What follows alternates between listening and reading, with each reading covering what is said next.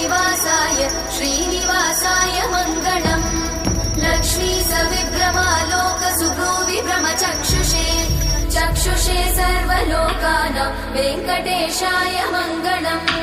श्रीवेङ्कटाद्रिशृङ्गाग्रमङ्गलाभरणाङ्गये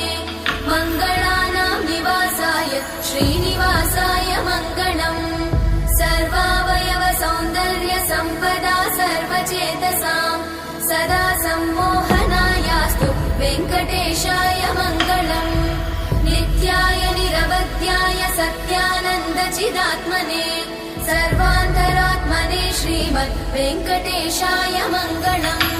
स्वतः सर्वविदे सर्वशक्तये सर्वशेषिने सुलभाय सुशीलाय वेङ्कटेशाय मङ्गलम्।